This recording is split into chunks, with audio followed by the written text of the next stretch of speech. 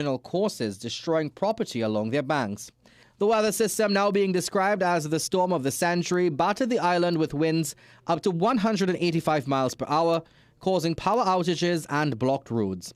CNC3 News understands in Kingston, students at the University of the West Indies sheltered through the storm. While some reports of damage have been coming in, Jamaica Prime Minister Andrew Holness says the true scope won't be known until the storm passes. Within the first 2 weeks, we should be able to mount a humanitarian response, and we should be able to address immediate needs. But the long-term recovery and the medium-term recovery would require. Well, those were your 6 a.m. news headlines. We'll have another news update at the top of the hour right here on CNC3 and the TBC Radio Network.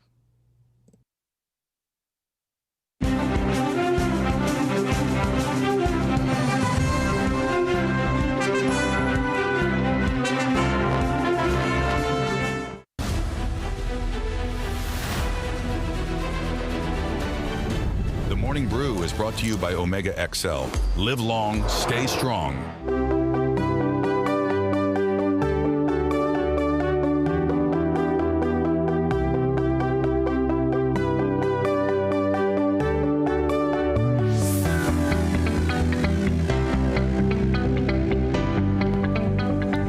Wednesday morning, Trinidad and Tobago running into this year Wednesday, the 29th of October 2025. Jason Williams signing on.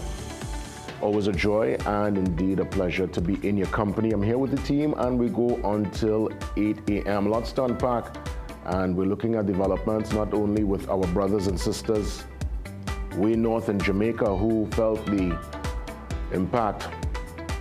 And of course, it made landfall yesterday. Certainly, we saw the footage, and it is, at least for now, certain parts, or indeed the entire island. We'll get confirmation during our first interview. But Jamaica's been declared a disaster zone. Really unprecedented damage in the southern part, and that's more or less the breadbasket of the island, where lots of farmers and their vegetation and their crop really, total destruction there in Jamaica yesterday, and they're still going through the impact of Hurricane Melissa. So we'll treat with that this morning, but also we treat with what's happening right here at home in our southern Caribbean water and the geopolitical tug-of-war, as it were, that's happening. And no one seems to be holding the strain. You know, in a tug-of-war, when you start and the ropes that get tight, and they're putting in all your might, there's someone who is coaching on the troops who will tell you to hold the strain. Well, nobody's holding the strain, and we look at some developments out of Venezuela this morning where our Prime Minister is now deemed an unwelcome person. But in their language and in their particular style, they have been, well, it's persona non grata. That's what it means actually in terms of their politics, their language. Persona non grata, unwelcome person. But our Prime Minister says, why would I want to go there? Nobody holding the strain. And my question is, what's next? To give you a deeper understanding and a deeper perspective as to this particular decision that was made in Caracas yesterday, I want to take you across to the report. I was able to understand more about this last evening via our 7 p.m. news update. So I want you to sit, take this in, and then later on, we get a chance to expand on this latest development. Las honorables diputadas y los honorables diputados que estén a favor del proyecto de acuerdo para declarar persona non grata a la primera ministra de Trinidad y Tobago, Kamla Persat Bicesar, así como para respaldar de manera unánime la denuncia que hiciera del acuerdo energético entre Trinidad y Tobago y la República Bolivariana de Venezuela. El día de ayer, el presidente constitucional de la República Bolivariana de Venezuela, sírvanse manifestarlo con la señal de costumbre, queda aprobado por unanimidad. Se declara como persona no grata a esta señora, no me acuerdo cómo se llama, se declara como persona no grata. And indeed, that is, well, I mean, for some, a cause for major concern. And of course, our Prime Minister's response as to, well, why am I going to be going there? Another cause there for concern, and at least, despite all this, and again, we were into some uncharted waters at this point in time, at least the only silver lining in this very dark cloud is that there are still indeed diplomatic ties. So at least conversations are happening in that regard. We don't have an ambassador yet across there in Caracas, but we have staff on the ground. From what I understand, they're safe. They're working with their Venezuelan counterparts. And the ambassador to Venezuela, who lives in Trinidad and Tobago, that's Ambassador Cordero, all right? Alvaro Enrique Sanchez Cordero. He's still here, making his rounds, having conversations with not only the government, but also the opposition. So I'm seeing a picture here of the opposition leader and former CARICOM and Foreign Affairs Minister Emery Brown speaking with the ambassador. We know the ambassador and Minister Sobers, from what Minister Sobers mentioned earlier this week. Again, Minister Sobers' words, not mine. He said they are very close. They're so close that they call each other on a first-name basis.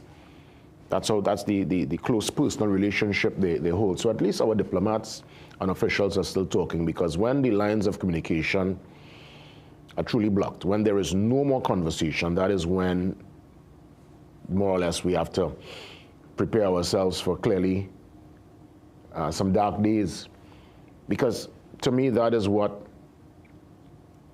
I'm no expert when it comes to warfare and military action, but generally we see, whether it's on a national level, on this big chess, with these big leaders, with these big powers, or even if it's on a personal level with family, or a friend, or a ruined relationship. You see, when communication stops, when people stop talking, that's when the assumptions start to take place. So I assume you're thinking this way, or I predict this is how you're going to be, this is how you're going to behave, and the next person thinking the same way. And the lack of communication, it's where things really go downhill, and they go downhill fast. So for me, I'm just hoping and praying that despite all what's happening, yes, it's just rumors and rumors of war and rumors of engagement. We're seeing where the aircraft carrier, it's on its way to the region. They shot another boat yesterday on the Pacific side. That's the U.S. Blew out a boat, 14 people perished. A matter of fact, one of the American news, a journalist, news anchor on one of the pro-Trump stations called yesterday's exercise, he recalled it in glowing terms and mentioned, and not my words, he said, quote, "These narco-terrorists are now fish food." He called the people and their demise yesterday as a feeding frenzy for the fish. Blow them out of the water, he said. So there are many who support this action, and then there are others who are looking at this, especially from our regional perspective, through our regional lens, as a total disrespect, because none of us, no country, Trinidad and Tobago, no country in the region, even our friends in South America, could go into the North American waters and blow anybody out of the water. That's not happening. And for many, that particular scenario is a circular debate. But for me, it's no circular debate. That's a line that, to me, was crossed. And there's no due process in that regard. We don't like drug traffickers, and indeed, they need to face justice and face the music. But again, many are asking, where is the evidence? Where is the detailed layout as to what these people are up to and what they're doing, and if this is really a precursor for something different? And that is where, hopefully, we never see that day, and at least the lines of communication. If our Prime Minister and the President of Venezuela don't want to talk, that's up to them. But at least our diplomats could pass the message, and we could still keep correspondence going. I mean, clearly, there's not going to be any business anytime soon. That was established yesterday. So any gas negotiations and talk, that's off the table. So it deems that particular OFAC license null and void. And we find ourselves going into unprecedented times, uncharted waters. And we have to obviously keep our eyes on all developments and hope that the leaders do the right thing. So that development and others inside today's Guardian. Of course, we go back to the front page, and I'm seeing here the TNT regiment recruits fall in line during some drills yesterday. What a time to be recruited into the service. I mean, hopefully we don't have to, be involved in any kind of excitement. I think the next week, next 2 weeks, it's going to be a pivotal moment in this particular development, because the U.S. president is out there conducting business in Asia. The largest aircraft carrier on the waters, known to man, is on its way to the Caribbean. When it gets to the Caribbean waters and is positioned here, I guess the real question will be what's next. And we wait and we see. What we can say is that our own storm is brewing, and we hope it's a storm that does not make any landfall at all, like what we saw. And this is a man-made storm. What happened in Jamaica, that's Mother Nature, that's nature taking its course and unfortunately taking a turn towards our brothers and sisters there in Jamaica.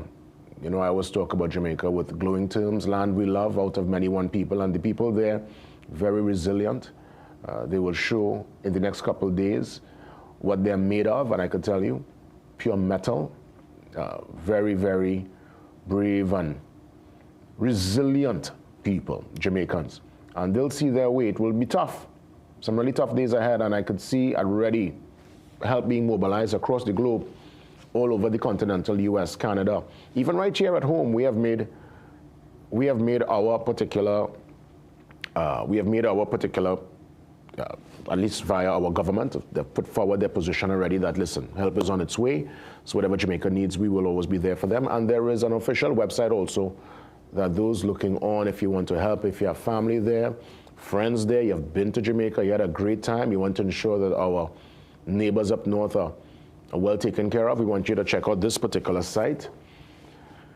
Yes, and it's this site alone, supportjamaica.gov.jm. That, and you have to see the Prime Minister's face, because unfortunately, there are people who are unscrupulous and who will try to probably create fake websites to capitalize on this particular moment of pain for Jamaica. So ensure that it's the official website. We don't want any scammers, anybody, you know, coming in here to make money off of this disaster. So let's listen to some audio, and let's run this again so you can understand where you go, what you need to do to offer that much needed help to Jamaica. And I'm very, very pleased this morning to announce the launch of our Support Jamaica website. It is supportjamaica.gov.jm. We've already been made aware of some nefarious individuals trying to collect money on behalf of Jamaica.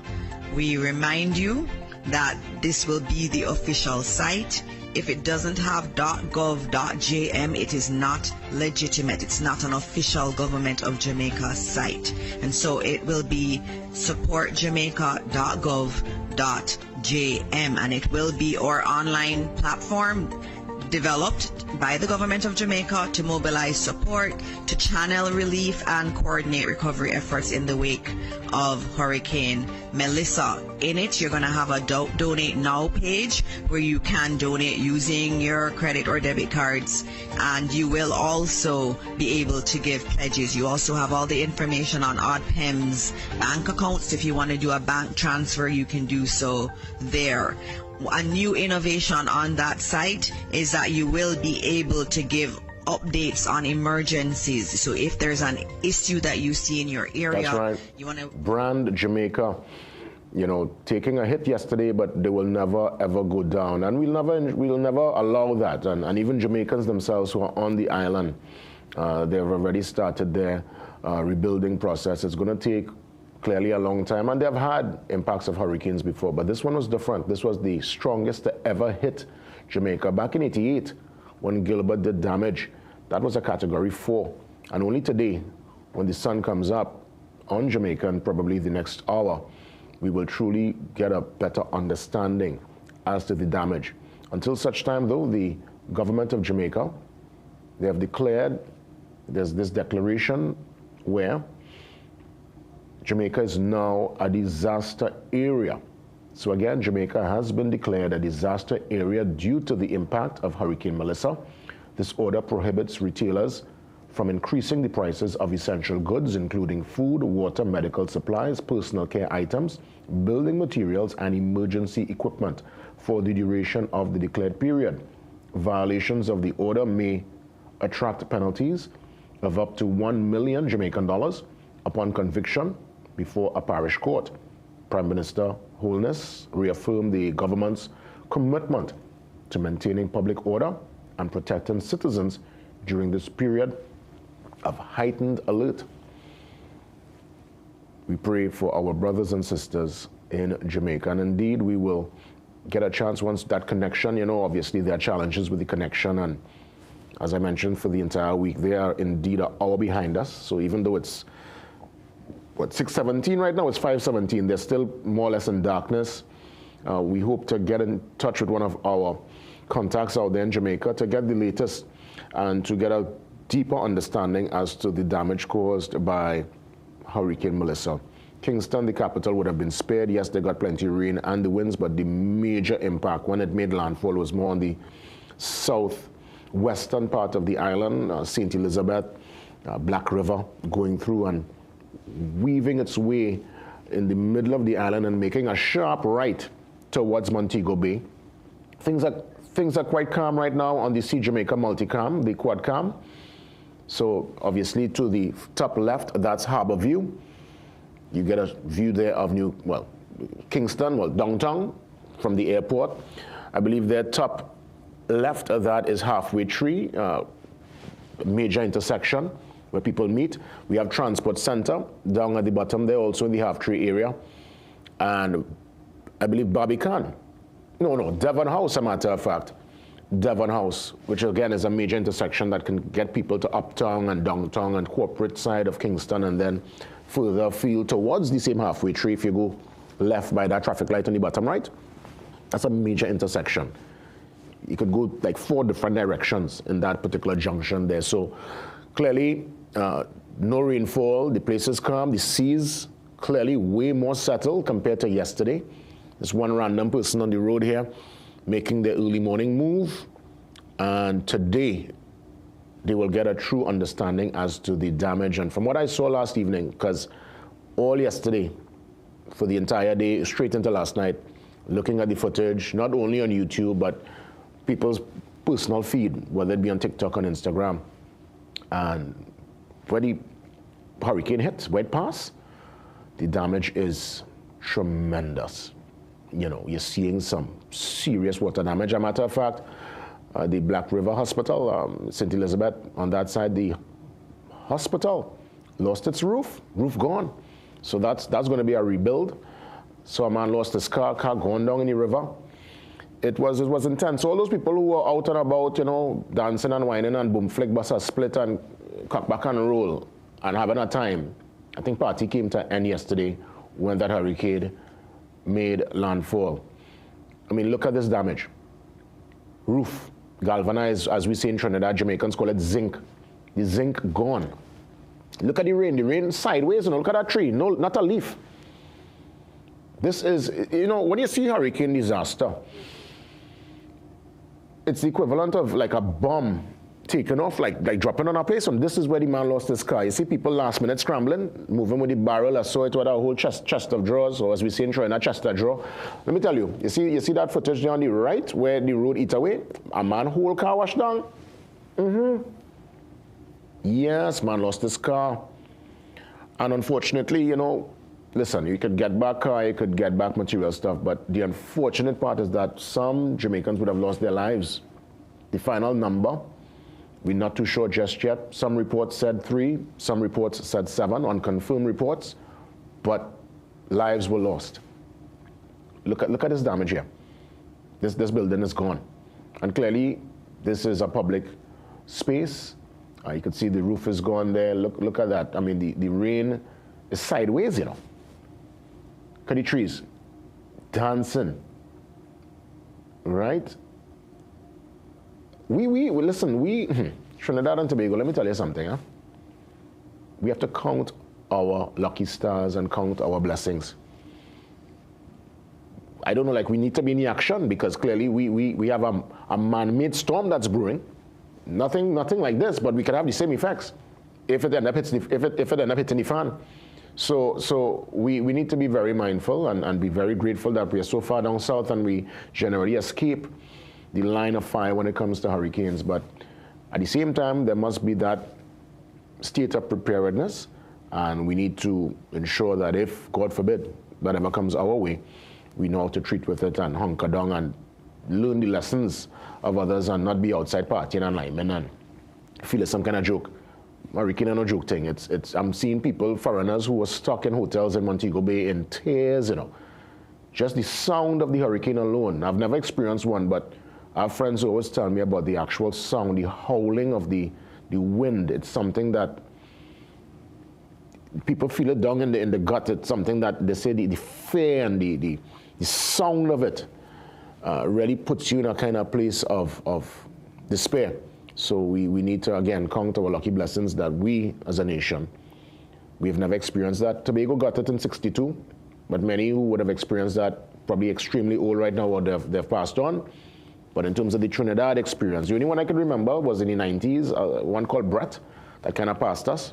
And then after that, we would have had outer bands. But to say hunker down, you know, major storm, we have been spared. But at the same time, we look at our neighbors and we always offer that assistance and we step up collectively as a nation to ensure that our CARICOM brothers and sisters, we have them in thought, and not only in thought, but we dip in our wallet and our purse and send resources, send technical resources, personnel, and the government, they made that commitment to Jamaica, and I'm happy, very happy, because I believe Jamaica would do the same for us. That's our big brother, you know. That's real family up there. That's real family. Jamaica, it's a love. And that's something I feel when I touch the ground, and I believe most Jamaicans, when they come here, they feel the same. It's a real connection between us. As a matter of fact, all the islands, all of us, you know, independent, yes we are, but we are dependent on everyone. Every single one of us are dependent on each other. And if we stand with a collective voice, and we move with that collective voice, how powerful we'll be. Yeah? Wow. Again, we'll touch in with Jamaica during the course of the morning. Let's head to the back page really quick as we get into some sport. I want to congratulate the primary school winners, the young boys who are taking home the primary school title. And let me give them their mention this morning. The Nelson Street Boys RC triumphs in the Port of Spain Primary Football League. Congrats to them. That story on page 40. In terms of the back page, we're actually looking at some action from the English League Cup. Congrats to Cardiff City. They move on. Well, cricket-wise, we get into some action later on today. I believe the game starts at 8, so we're leading the series 1-0. West Indies against Bangladesh. So let's continue with the winning ways now. We seem to be way better at the 2020 format. I don't know what it is with tests, if it's a lack of concentration, if we don't have the capacity mentally anymore. I don't know what it is when it comes to tests on the one day. The longer format, we struggle, but the shorter format, oh yeah, for some reason, we step up. So win these, let's go forward, make us proud, and at this, oh gosh, let's win our series away from home now. Yeah, let's end the year on a good streak. We head now to the brief before we take that pause on this Wednesday morning. And I'm looking at a part-time fisherman, Claude Devines. He's there, you know, doing his thing. The hammerhead shark, I'm seeing. Well, he's one of the shark vendors there at Maracas, huh? So, you know, he's doing his thing, and, you know, to all the fishermen, I know it's a tough time for those who ply that trade, but all the best. And, of course, Marshall Montano, the king of soca, receiving his Road March prize yesterday at the B-Mobile corporate box, TSTD corporate box. He's, of course, giving credit, and rightfully so, to some of the collaborators on his masterpiece party that took the carnival and took all the carnivals, as a matter of fact, by storm. So congrats there to Marshall. Continue the amazing work. You know, he keeps on just taking it to different levels and showing everyone the blueprint to success. It's hard work, it's dedication, it's paying attention to your craft, and he continues to be that guiding light for all of us who love soca music and appreciate the art form. So congrats there to Marshall Montano, getting his prize, and also giving mention to Explicit, Mevon, and Kyle Phillips, and Bad John Republic, and Andrew Jeffers. They all joined them on stage to share in the moment. So to you, Marshall, congrats, and keep marching on. We take the pause. We come back, and we get into, hopefully, a conversation with one of our colleagues there in Jamaica to tell us in real time what's happening That clearly will happen probably later on. We're actually going to touch on, let's put it up, war, anxiety. We heard Dr. Amory Brown say people are, going through some mental health issues with the uncertainty in the region. So Dr. Diane Douglas will join me to speak on this very important talking point, the mental health toll of war anxiety. Dr. Diane Douglas, she's up next.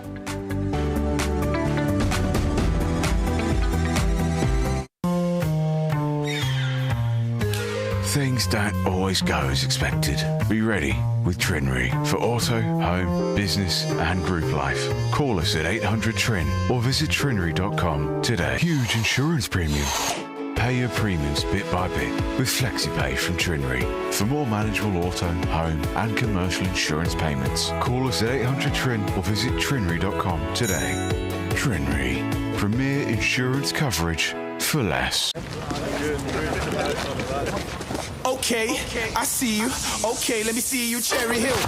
Yeah, now take it back. Let me see you rock off, shake off. Let me see you rock off. Let me see you kick right, now kick left, now step forward, now step back. Lucozade, bring the energy. I have been shopping at Price Club from the beginning. I love most of all the friendliness of the staff. I shop there because my children love meat and I love it. My favorite section is the vegetarian section. They have such a wide variety, which I love. I have been out shopping, to check out the prices, but here at the Lewis, it's the best. I have tried other places and I came right back to Price Club because they are the low price leader. If you live with diabetes, your pancreas works overtime every single day. Between our rich foods and busy lives, chronic inflammation can sneak in, stressing the pancreas. Protecting your pancreas from inflammation is a smart way to support healthy blood sugar management. Sugar equals chronic inflammation. Chronic inflammation equals insulin resistance. Insulin resistance equals diabetes. How do we combat chronic inflammation? Through lifestyle changes. Then, and only then, make sure you're getting enough omega-3 fatty acids. Always consult a qualified medical professional before starting any supplements.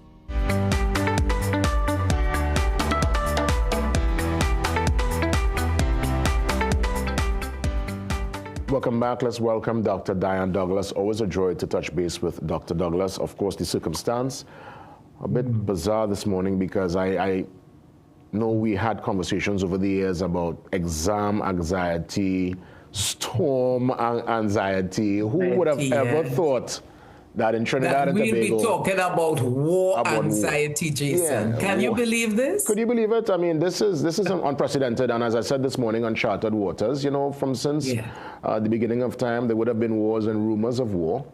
Our region, I was 4 years old when Grenada went through their peril in 83. So I can't recall, there's no recollection in my mind of that. I remember Noriega in the region, of course, Cuba and the missile crisis back in the day. Things before my time, you would have, learned about these things in social studies and via my own reading. What we're treating with right now, it's, again, very, it's rather interesting because not only are we getting the localized perspective from at home and from Venezuela, but many are looking on via the social media, via the YouTubes, and you're getting the outside perspective. So that's adding an extra layer. The social media is basically it's an extra layer really to what's going on. So where do we even start as it pertains to this moment of uncertainty? And a matter of fact, we saw a former Foreign Affairs Minister, Senator Brown, Amory Brown, making mention that many are going through some mental health issues, especially the elderly. I'm sure you would have seen that particular commentary earlier this week. So where do we start, Dr. Douglas, to treat with this moment of uncertainty?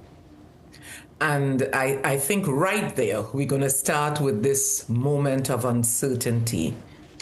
When we think about threat, and this is what we are facing right now in our part of the world, this issue of a threat.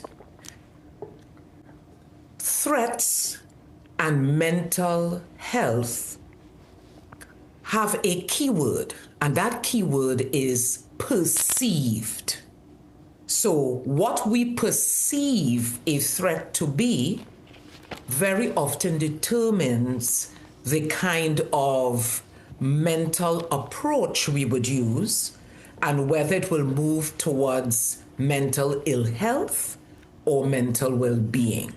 And so, Jason, where I want to start this morning is around the word perceived, yes? And so we have to look at where Trinidad and Tobago is at this point in time. Do we all perceive the threat of war the same way? Because based on that, we will think a particular way, we would feel a particular way, and we will act a particular way. Yes? So let's take a look at that for a minute. What is the perception in the national community about this perceived threat? And the perception is not a one-all kind of perception. It is different in different circles, some more than others. So, for example, there are those persons who are enraged about the threat. Because the threat is not a threat that is, and you said it earlier when you were speaking in your discourse, looking at the newspaper, this is man-made. This is not a natural disaster. And so the perception of this threat by some persons causes them a lot of anger. And so they think that there has been some kind of recklessness or some kind of misrepresentation that has allowed this threat to happen on our shores. And for those persons, their mental health and well-being is going to be impacted differently than the person who says, there is a threat, but guess what? We think that there has been wisdom in dealing with the threat because we have aligned ourselves with one of the superpowers, and because of that, there is a sense in which we think they are going to protect us. So for those persons, how they address it mentally and how their well-being will be impacted is based on their perception that this superpower, this, in this case, the United States, is going to protect us because we are an ally. So for those who are enraged one way, and for those who think, yes, this is an ally, it's another. But there's another group. And based on age, based on phase of life, there is another group as well. And you spoke about it. You said possibly the elderly would have one way to look at it. Now, Jason, seeing that I am in the category of elderly as well, we have to take a look at what the view is. And it's very interesting. In Trinidad and Tobago, you hear older folks saying they are worried, but they spend a lot of time aligning that worry, not with whether the US will rescue us or whether we should not be in this situation, but they tend to ally themselves with their faith. So you would hear them saying, well, I put it in God's hands. God, I have to look to. God may rescue. Whatever happens, I put it in God's hands. And so you hear those who are older moving to the point where they are saying, listen, maybe I've lived my life. I didn't expect to see this in my lifetime. And I am going to put it in the hands of God. But then there is another group, Jason. And this other group is really, really worried. This is a group where, because the threat was never expected at all. Never expected. I mean, we are the part of the world for sand, sea, and sun. We are the part of the world where people come to vacation and relax. We are not the part of the world where we think of war. And because we are not accustomed to this, and because this is brand new, just like COVID was brand new, there is this sense of great despair by a certain segment of the population. Great despair. And that despair has to do with it being unknown. We have no idea, for those who despair, what is going to happen. And that unknown brings a lot of anxiety. Yes? You see, I'm looking at developments, again, far removed from our shores, and with the deployment of the USS Gerald R. Ford that left the Mediterranean last week, and it's, as we speak, sailing to the southern Caribbean waters. This is the largest aircraft carrier on the planet. World. On the planet, Yes. in the world. Nobody, China, nobody have anything bigger than this. As a matter of fact, this is the latest. This is the latest in technology aircraft carrier. Sailing to this part, that is when I started to honestly feel, and personally, a bit wary, because I'm saying, I doubt that's coming here to just dock and settle itself and just what, you know. Just to look nice. No, I mean, and the kind of money to keep this on the waters every day, there must be some kind of great intention. And I wonder when, if indeed they go through with whatever the intention is, what will be the aftermath? That's what my anxiety levels, the aftermath again, is what I'm studying, you know. Right. And it goes back to, again, Jason, to this issue of, in our part of the world, our psyche is not accustomed to taking in something like that. So you have some people who would, for their own mental health and well-being, just be in denial. They just say, we don't understand what this is about. I will just tune it out. I mean, after all, Jason, there is carnival going on just now in Tobago. Yeah. You know, people fetting and carrying on and so forth. So you kind of tune it out, all right? Some eat, drink, and be merry because we don't know if tomorrow we die. That's probably a Caribbean. That's probably a Caribbean phenomenon, because on a quick different note, we saw even in Jamaica. We saw the same thing happening in Jamaica. In the midst, while the storm was on its way, people were out on the rooftop and having a follow the leader conga line, big soca party happening in Trenchtown. And we do it too. You see it with our memes as well. Denial is one of the ways we survive. It's one of our coping mechanisms in our part of the world. We go straight to comic relief, straight to laughter, straight to theater when something is a lot and overwhelming. And this is a way, a legitimate way, that we cope as Caribbean people. But then there is the issue of, as you've said, Jason, the aftermath. And our psyche, Jason, cannot comprehend that. It is so brand new for us that there is a lot of concern. And when you start to talk about perceived threat, the other issue you want to talk about is, in recovery and healing, is the issue of safety. How do you protect yourself in a situation like that? Do we feel as if our government, those in who rule, those who sit in parliament, do they seem to guide us towards safety?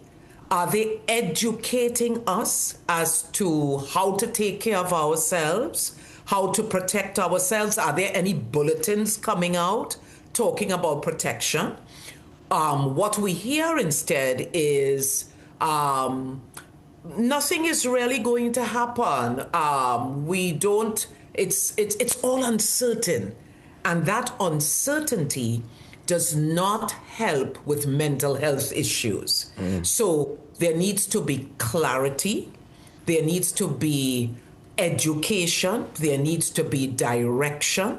These are the things that help people feel safe. But there is another piece.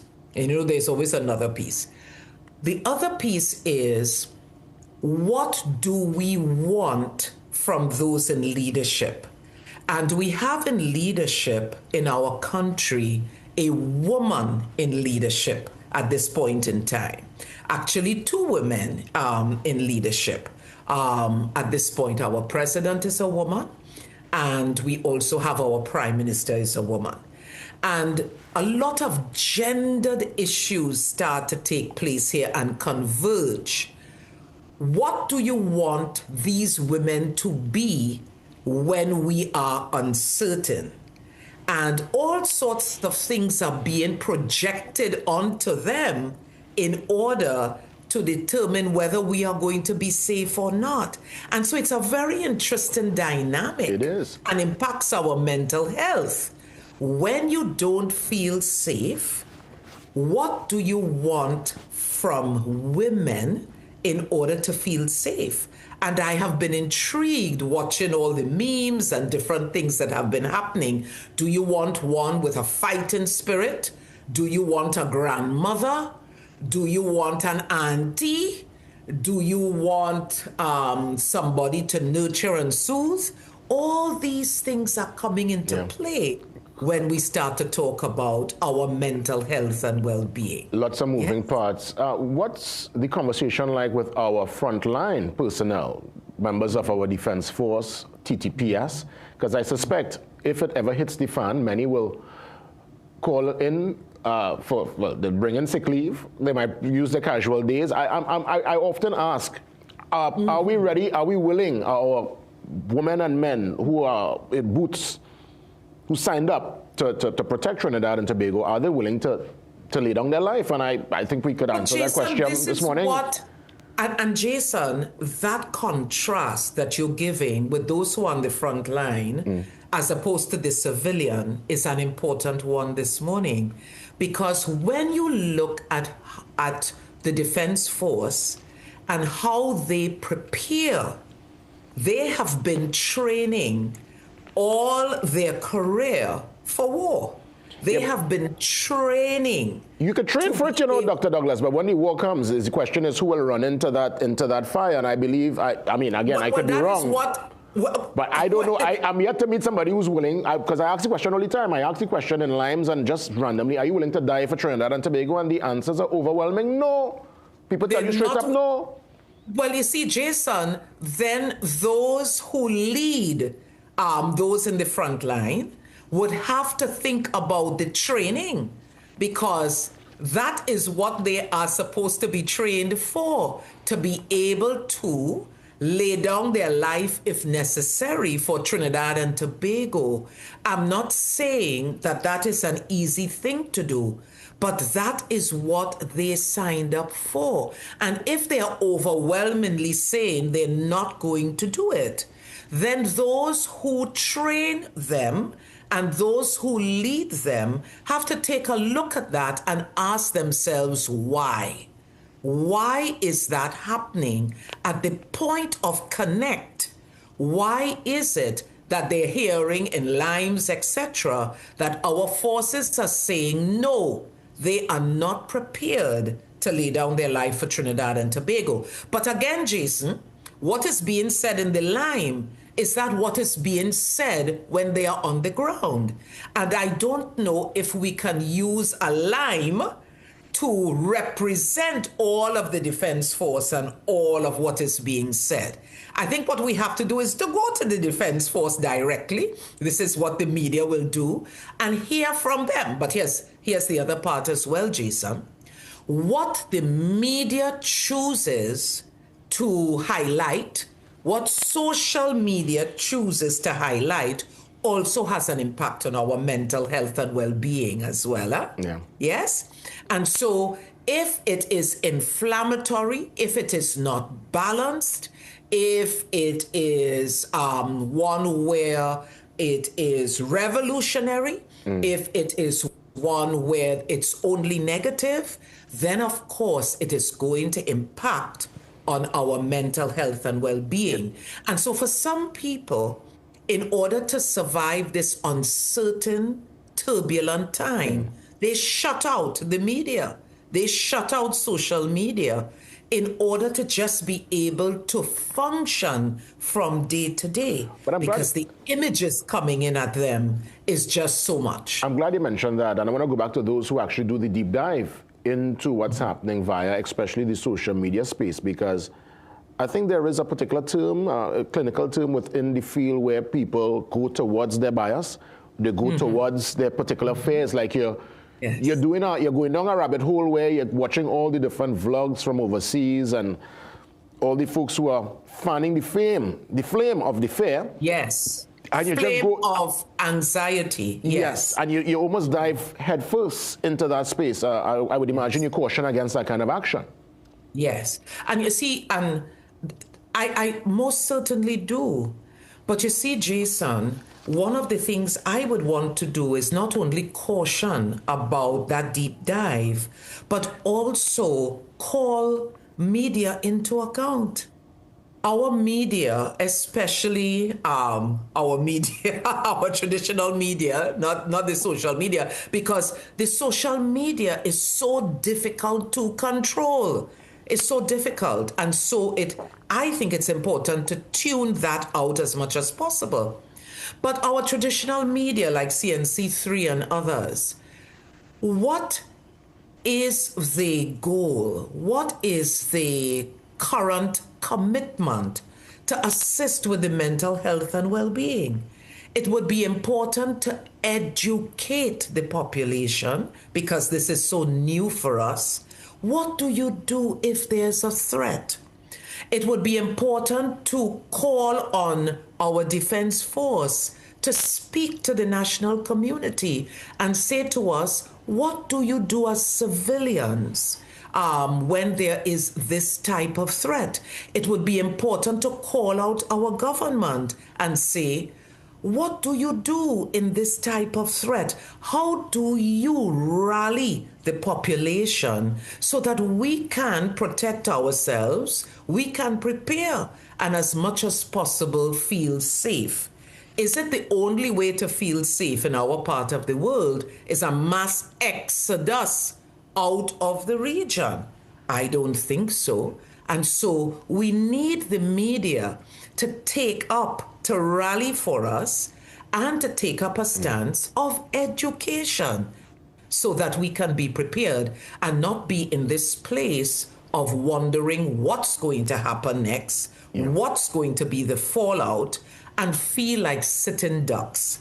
That is the worst thing that could happen for someone's mental health and well-being. I think, it's so important that we end on that note. And I mean, obviously, well, from what you mentioned, I think we are doing the responsible thing by actually having conversations like this with the goodly folks like yourself, Dr. Douglas, to really, put it into context and to...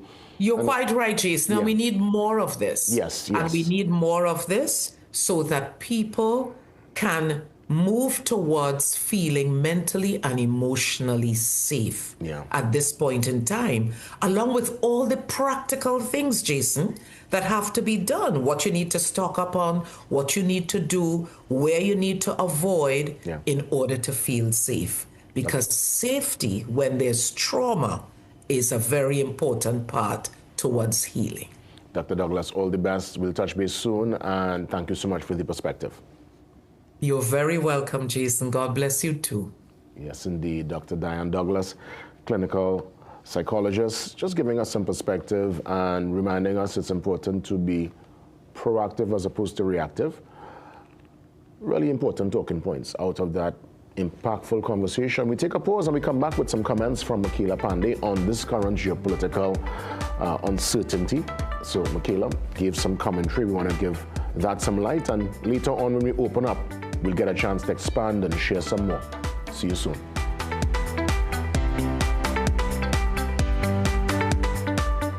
Recession have you down? Don't lose hope. Head on down to Tire Clinic for the recession deals. That should big savings with our road hazard warranty on Dunlop, Sumitomo, and Falcon tires.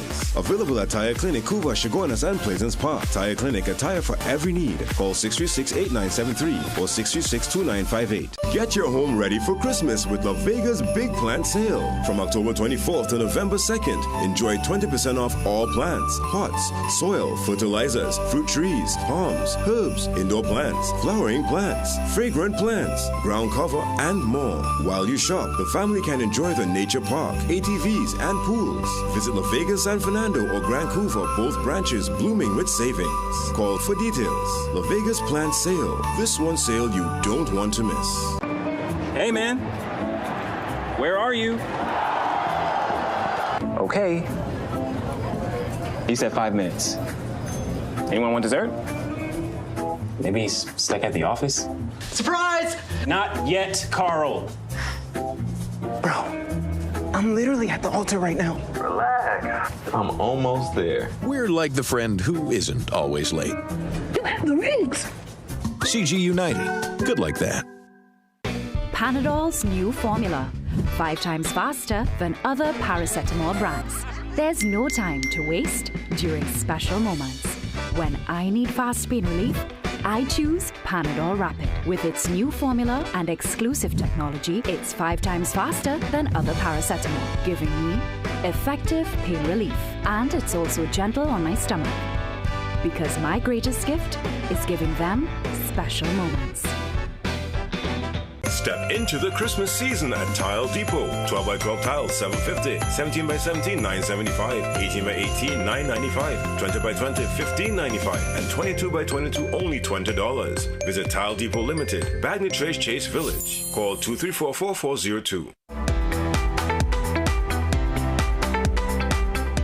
Welcome back. Before we head to the 7 a.m. news update, Michaela Pandey, political leader of the Patriotic Front, took a moment to weigh in on the geopolitical uncertainty. Here is some commentary from Ms. Pandey. You've probably seen the headlines: U.S. warships in the Caribbean, new airstrikes near Venezuela, talks of security operations. It sounds far away, but it is not. It is right here at home. Here's what's really going on. The United States says these missions target drug traffickers and illegal shipments. But when great powers flex their muscles near small islands, history tells us it rarely ends neatly. We've been here before. Cold War rivalries, regional instability, foreign ships in our waters. Now imagine what this means for us. Our fishermen, our trade routes, our international trade, our tourism, our sense of safety. When tensions rise, accidents happen. And when they do, small nations pay the biggest price. This is not about being pro-America or pro-Venezuela. It is about being pro-Trinidad and Tobago. Our foreign policy must always protect our people first, not someone else's politics. We need calm, diplomacy, clear communication, and strong regional unity through CARICOM. Strong countries defend their borders, but wise ones defend their balance.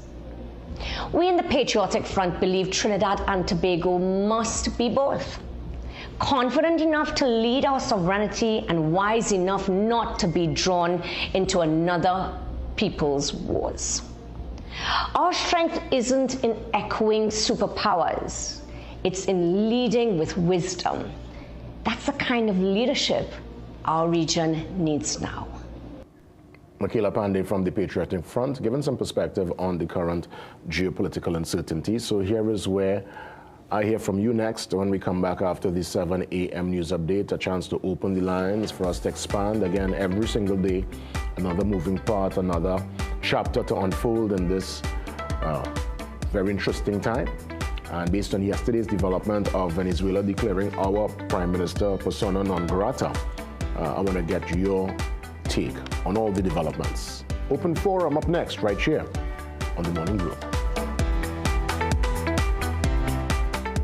We are your one-stop, most convenient, most helpful, most caring community pharmacy. Our pharmaceutical services include dispensing medicines, repeat dispensing, clinical governance, but we also have a fully stocked convenience store featuring our refreshment aisle, grocery lane, personal care products, toys, pet supplies. We are most conveniently located out of the traffic, just 2 minutes off the highway in Heartland Plaza in Deba Chaguanas. Contact us on 220-8705 or 470-5938 and visit us soon. Southern Food Basket. Quality food to fill your basket. Get it all at Southern Food Basket. Fresh goods on every aisle with best prices. For the best market around. High quality meats pound for pound. Get the best for less. Start shopping. Go to Southern Food Basket. Shopping how you like it. High quality at the best prices. Every aisle just wide and spacious. So spend less at Southern Food Basket. Good food at great prices for sure. Come get what you're looking for. Today. You can make your goals unfold. Go get it. Today. You can live your dream. Join the team. Let's do this. Today. You can get the help you need to succeed with Rand Credit Union. You can believe that you can achieve. Big goals, small ones too. Rand Credit Union, we've got you. No more waiting, that won't do. Make someday today. One life, so make it good. Live the way you know you should. With Rand Credit Union, yes you could. Make someday today. Live your best life today with Rand Credit Union. Magical Expressions Limited is the largest local importer and distributor of fresh cut stems, offering the widest range of beautiful flowers at the most affordable prices. Call us today at 701-6488, 701-6680, 728-6786, or visit our website to order. Science calls it AMPK, your body's built-in system for burning fat, balancing blood sugar, and fueling energy. Berberine Plus naturally supports AMPK, helping you feel better, live better, be better. Available at Pennywise and leading pharmacies nationwide. Berberine Plus, powerful results naturally. Ho, ho, ho, ho, ho. Start the season sweet with Jimmy Abood's annual Christmas and October sale. Get up to 60% off on curtains, sheet sets, floor mats, upholstery fabric, and more. Shop now at the last big sale of the year.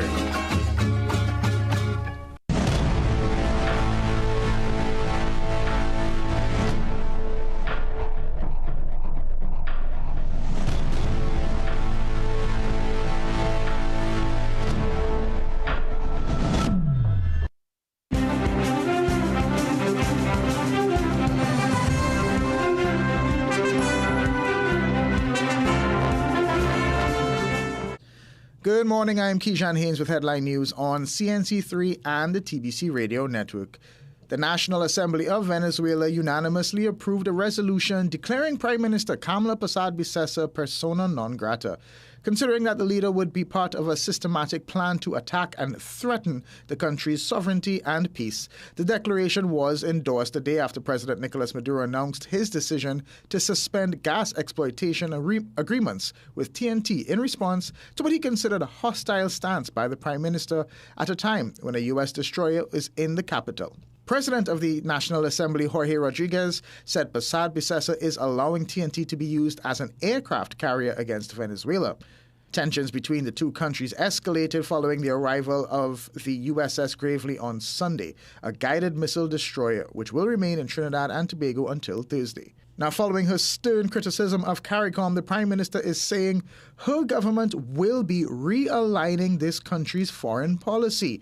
Kamla Persad-Bissessar told CNC3 News that this move would be necessary for improving economic and physical security. We asked the Prime Minister if this meant that the country will be pulling out of CARICOM. However, Persad-Bissessar said that option has not been considered. She instead said the country will focus on increasing linkages and cooperation with countries outside of the region. Despite claiming that CARICOM is an unreliable partner that chose to support Venezuela over TNT, the Prime Minister said she still maintains cordial relations with the regional body. Tobago's Deputy Chief Secretary Dr. Faith Brebner is describing the 2025 October Carnival as a resounding success, saying the festival delivered record numbers and strong economic returns for the island. Brebner says the festival attracted the largest crowds since its launch with sky-high hotel occupancy and no major security incidents reported by police. She says the event continues to grow as a serious economic driver for Tobago, despite early doubts about the brand when it was launched in 2022. Those were your 7 a.m. headlines. We'll have another news update at 8 a.m. on the TBC Radio Network.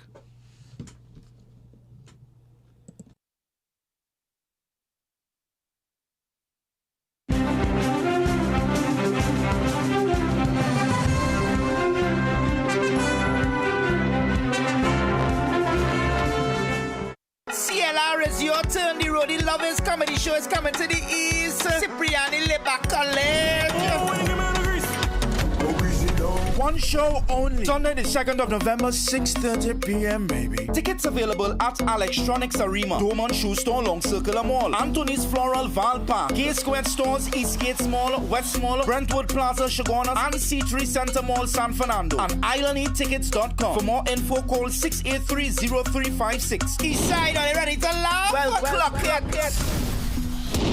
Get your home ready for Christmas with La Vega's Big Plant Sale. From October 24th to November 2nd, enjoy 20% off all plants, pots, soil, fertilizers, fruit trees, palms, herbs, indoor plants, flowering plants, fragrant plants, ground cover, and more. While you shop, the family can enjoy the nature park, ATVs, and pools. Visit La Vega, San Fernando, or Grand Couva, both branches blooming with savings. Call for details. La Vega's Plant Sale. This one sale you don't want to miss.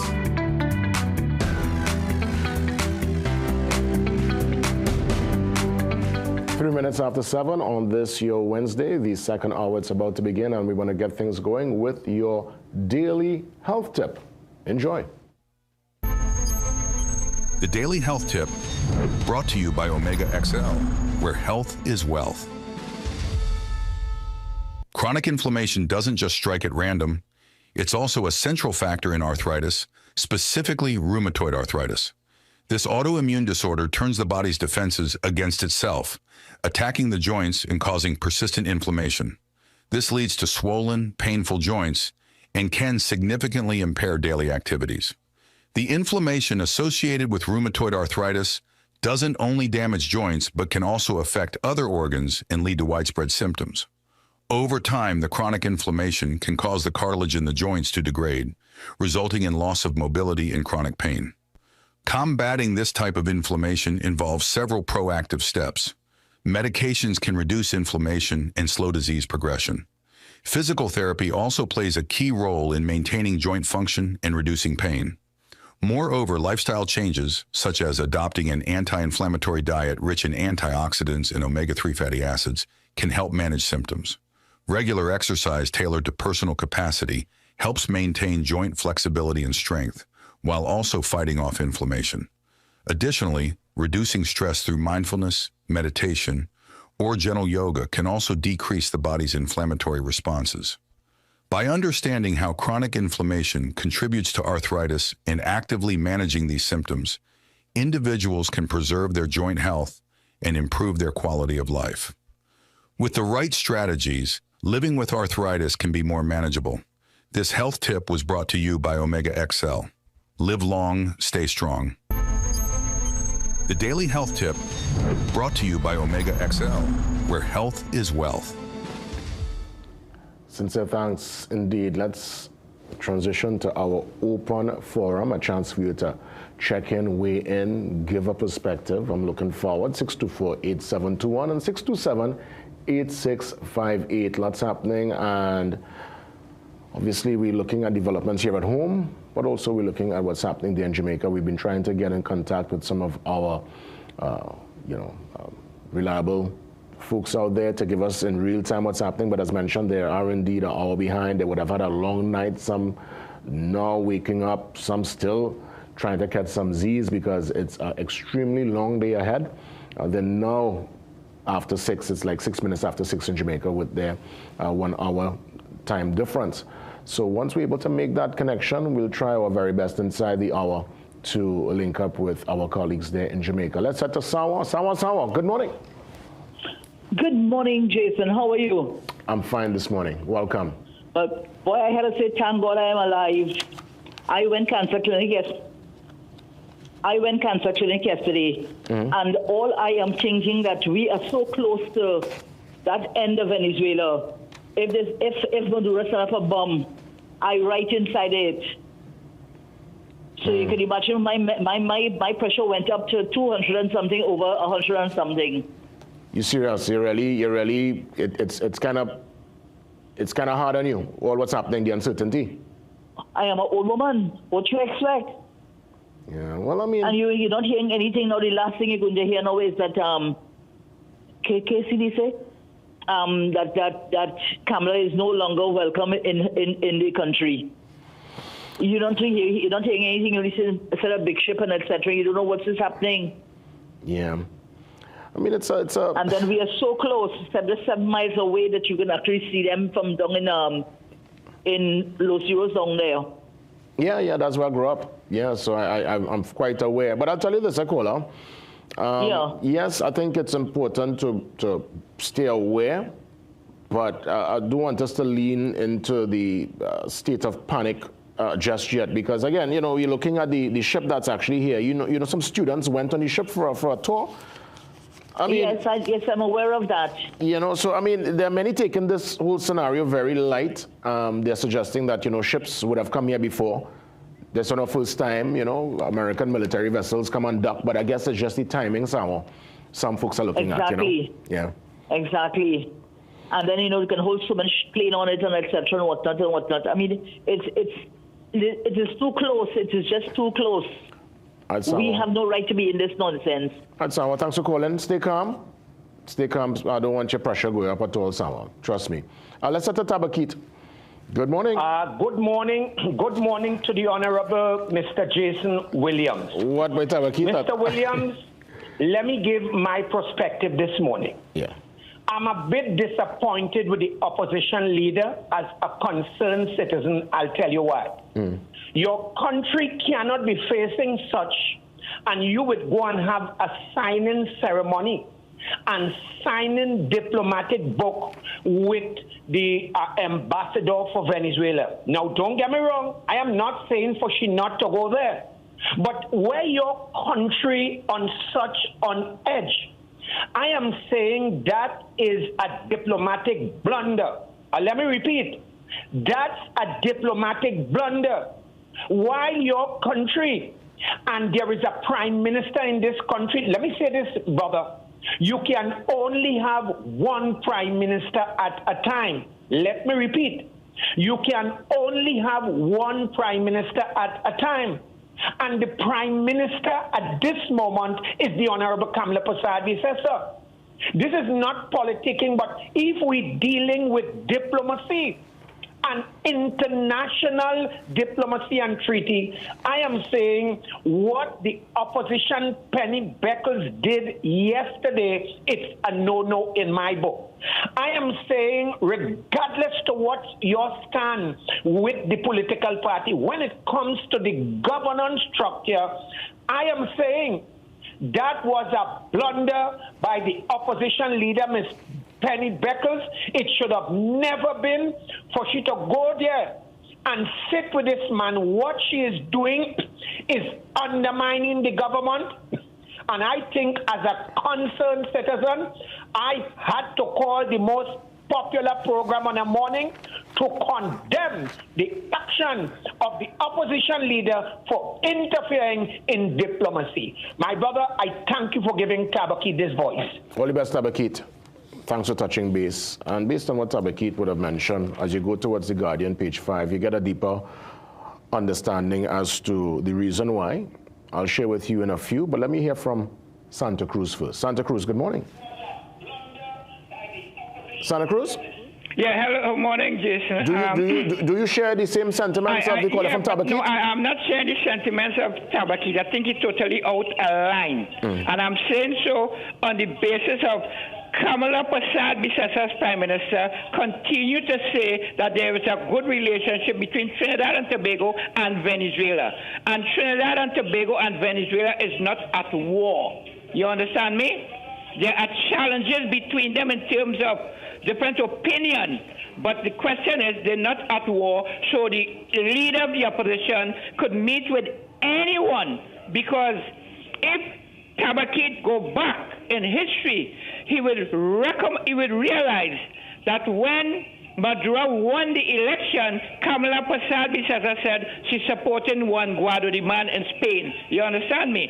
Now, with respect to the decision that the Venezuelan people made in terms of persona non grata, meaning to say not welcome in Venezuela, and Kamala Persad-Bissessa answer to that is, we're going to move outside of CARICOM because Venezuela is not important to us. We're going to go outside of CARICOM. Listen, I think one needs to understand that our biggest market is the United States of America, so that is outside of CARICOM. CARICOM is also our second largest market. Outside of CARICOM, we're already dealing with Japan for a used motor car. We're dealing with India in terms of drugs and things like that that come into the country. We deal with China, we deal with France, and we're dealing with Canada. So the outside of CARICOM, I do not know who outside of CARICOM that she was talking about. I think what we need to do is make sure that those who have to come after us as a leader would meet a country that have good relationship with everybody and not trying to make animosity with countries and then trying to justify it using all kind of false narrative. Thank you, Jason. This is Mr. Santa Cruz signing off. All the best, Santa Cruz. And I like how we keep it nice and concise. You know, let's go to the point so at least we could get as many callers in. Valencia, first time I think we're touching base with Valencia. Valencia, good morning. Good morning, Mr. Sir. Yes, Mr. Sir, I like that. I'll take that going forward, Mr. Sir. I like it. I'm just trying to get the correct name, but so I don't want to call the wrong name. No, I like Mr. Sir. I can work with that. Mr. Sir. All right. Yes, Mr. Jason. Yes. We need to. I'm seeing the situation developing that is not in the best interest of Trinidad and Tobago. We are apparently not actually wanting to deal with diplomacy and want to be always on a political slant. Right now, in my opinion, my humble opinion, is that we're not watching the bigger picture where Trinidad now, with that move that Venezuela made, I'm not even wanting to refer to the persona non grata. That should not even be a concern.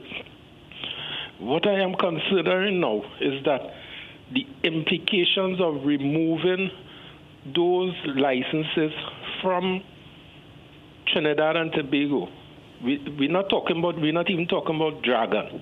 We're talking about Lauren Manatee and Cocaine Mannequin Fields. That will be extremely dangerous for the development and the revenues that Trinidad and Tobago desperately needs at this point in time.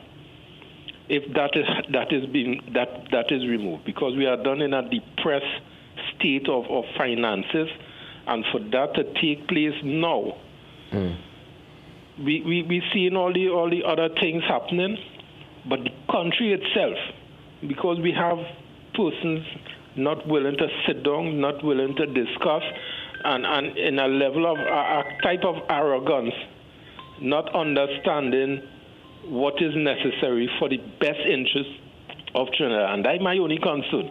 What is in the best interest of Trinidad and Tobago under these circumstances? And we are not getting that. That's my contribution this morning, Mr. Jason. Thank you, Valencia. Touching base. So we had callers, nice far and wide this morning. But indeed, we continue with the perspective. We head across to Tobago next for the Tobago Talks segment. We'll do the Tobago Carnival recap. We'll touch on the regional tensions. And of course, we get a chance to do that with the political leader of the Unity of the People, Nkosi Phillips. So yeah, we get a chance to do that link up next. Mr. Sir here with you till 8 o'clock. I like that. I'm going to use that intermittently. Yes? Tobago Talks next. When Tobago Talk, we listen.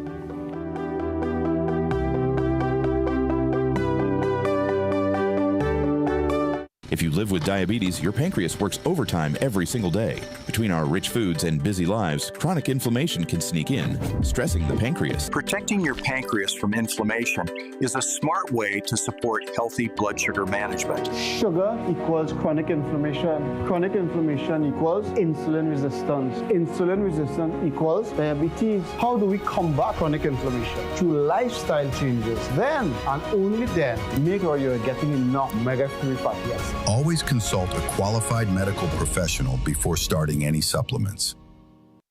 Looking for big savings and a better shopping experience? Come on down to Food Shoppers Supermarket, 121 Eastern Main Road, Arima, in the J Chai Trading Compound. 10% off meats every Wednesday, 30% off fresh produce every Sunday and Monday. Plus, buy one, get one deals on select items. Shop in comfort, wide aisles, cool and clean store, and spacious parking. Food Shoppers Supermarket, big on savings, big on comfort. Welcome to the speed round of getting money right. Let's begin. Name some of the red flags associated with an investment scam. Pressure tactics to invest. Correct. Promise of money if you bring friends. Correct. Request for personal information. Correct. Bonus question. What is the penalty for operating a pyramid or Ponzi scheme? $10 million and 10 years in prison. Correct. Well done. The scores are even, so we go to our tiebreaker question. You receive money in your account from an investment company, and they tell you to transfer it to a third account. Does that sound right? I think about it, and that's not right. Congratulations, you tinker. Getting Money Right is brought to you by the TTSEC.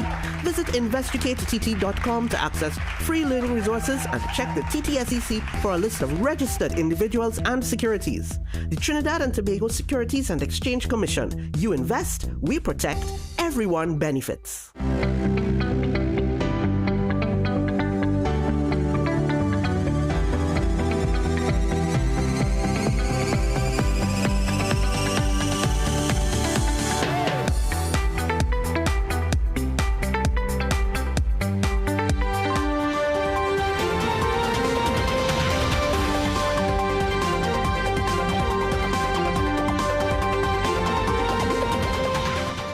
This and every Wednesday, Tobago Talks, and when Tobago Talk, we listen.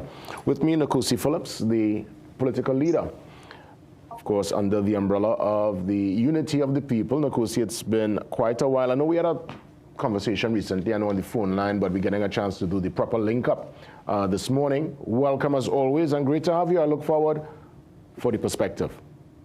Good morning. Good morning to you, and pleasant good morning to the whole of Trinidad and Tobago and all the viewers. Good morning. Indeed. Let's start on the lighter side before we get into the more heavy talking points. Tobago Carnival, the dust is now settled. This is the fourth installment. What's the rating, what's the grade you will give the carnival? And we're not just talking about the parade of the bands and the juve, but the build-up, the lead-up, the parties, the access to the events, the cost factor involved, the kind of people you saw on the island. Is it growing? What's the rating you give the Carnival 2025, Tobago Carnival? So I'm being very, very, very honest, as I've always been. I will rate this carnival as an epic carnival. Room for improvement, yes, and I will grade it as an epic with a 95% grading. Because I've seen a growth in terms of the persons coming to the island. There's a little few knickknacks that need to work on in terms of marketing before the carnival. They also need to look at the flights arrangements between Trinidad and Tobago, and also we have to do something with Caribbean Airlines in terms of international persons wanting to come, but flights are $1,500, and the prices and some sort of, listen, it was epic. It was epic. It was epic. It was epic. It was amazing. What I want to see more of is the marketing process and also the local marketing here, because some of the events I know they use social media and stuff, but a lot of persons, the events, especially the Calypso or some other events, people are like, wait, you have that tonight? So wait, I think we need to do other marketing within the region, and we need to these people to support. When you look at some of the Calypso events and some of the other events, you're seeing less persons in these events. The Soca Titans was amazing, very great turnout, effective turnout, and all effects and stuff, it was amazing. Are you getting a bigger buy-in from Tobago residents, those who live in the space, compared to, let's say, Trinidadians and those who are seeing for the first time in a long time? I know it would have happened before, but we're seeing bigger numbers with folks flying in. I have a partner from Orlando. He's actually leaving this morning. Coel is back out this morning. He came in exclusively for the Tobago Carnival, all the way from Orlando. I'm seeing people from even further afield, Canada and other parts of the world.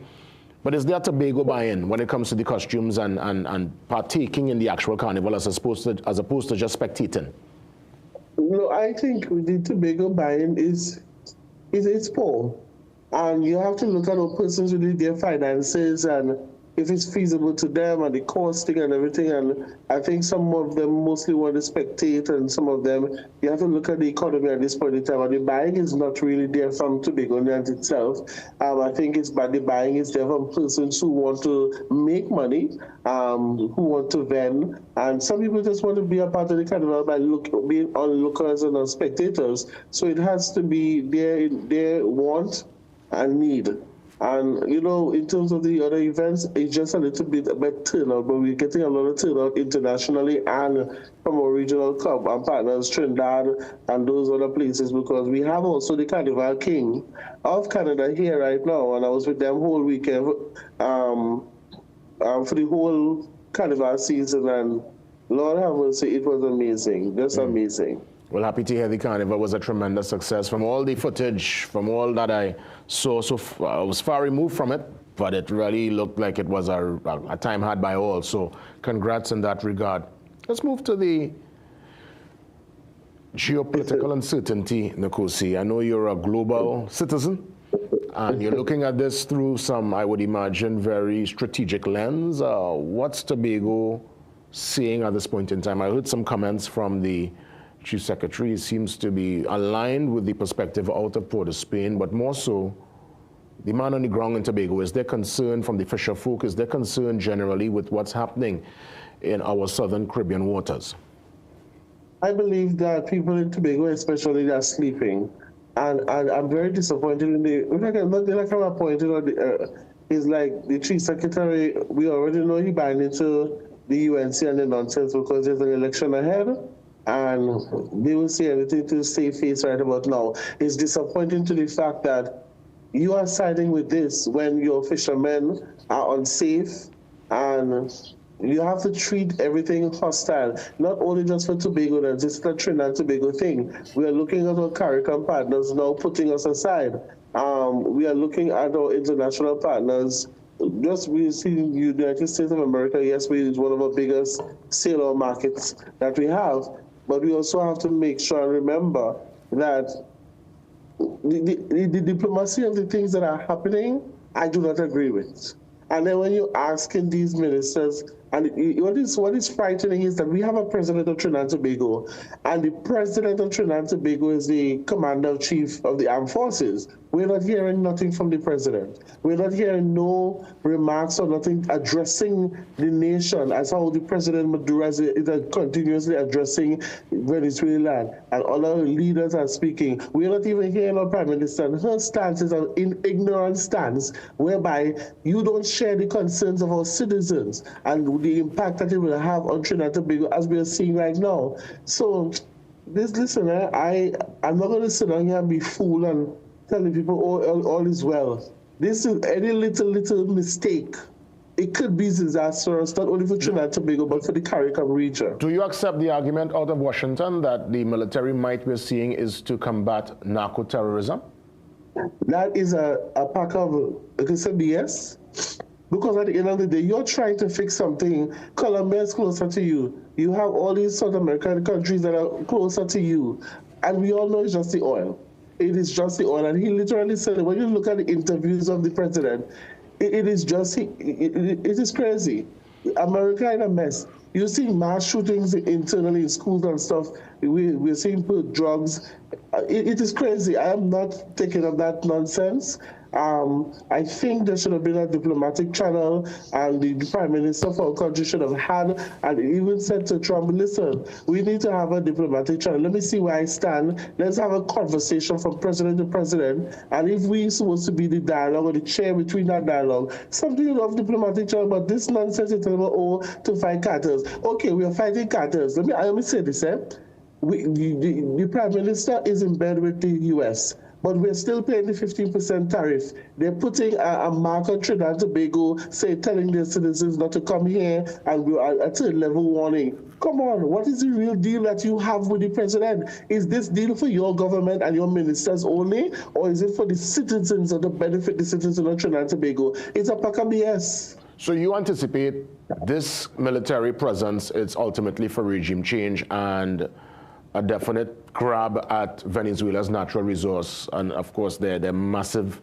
supply of oil. Yes, exactly. Hands down. Any fool or any illiterate person could see that, but sometimes the illiterates, it's very bad to see political illiterates, because when you listen to the comments and persons, making comments, it's like everybody's sleeping. According to somebody said, the country could be in war, but we're still jamming still, and that is just funny. When it comes to missiles and these things that are happening, we have to look at our CARICOM partners are pulling away from Trinidad and Tobago. What happens if a war happens? How and where does Trinidad and Tobago stand?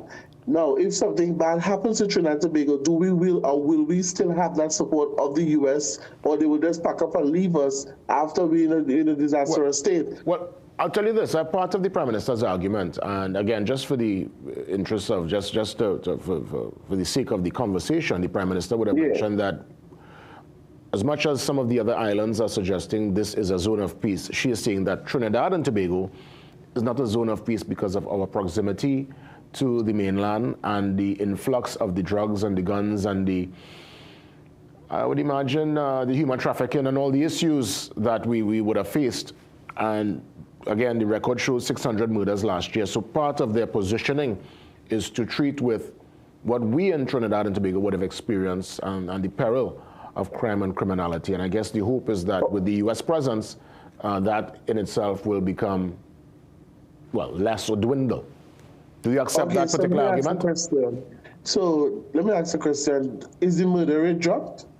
Because of a state of emergency, and they know if they lift that state of emergency, they'll be right for the people's 10% that they promised them and other issues. And they're not going to raise it. There's still no change. Look, we have 2 murders in Tobago. We had a shooting out last night and a murder in Tobago.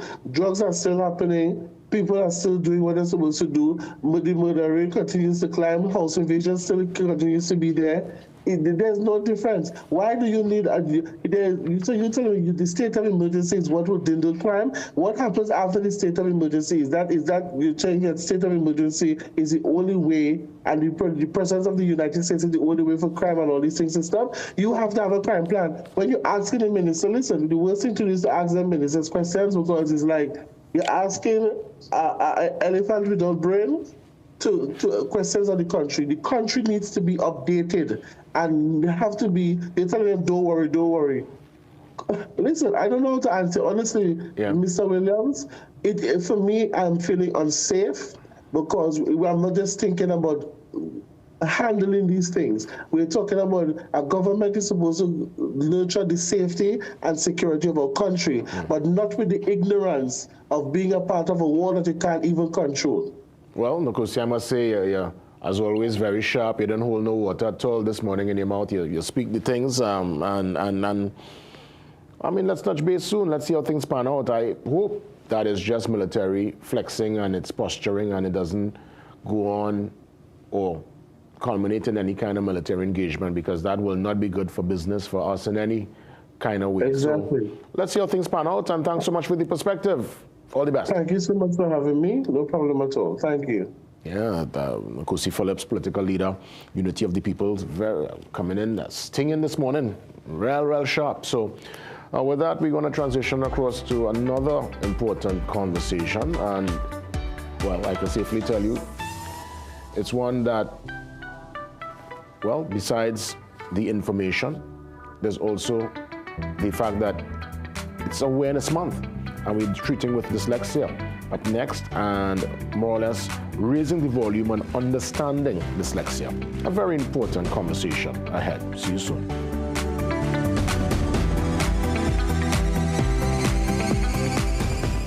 Get your home ready for Christmas with La Vega's Big Plant Sale. From October 24th to November 2nd, enjoy 20% off all plants, pots, soil, fertilizers, fruit trees, palms, herbs, indoor plants, flowering plants, fragrant plants, ground cover, and more. While you shop, the family can enjoy the nature park, ATVs, and pools. Visit La Vega, San Fernando, or Grand Couva, both branches blooming with savings. Call for details. La Vega's Plant Sale. This one sale you don't want to miss. Millions of people are attacked by harmful mouth bacteria.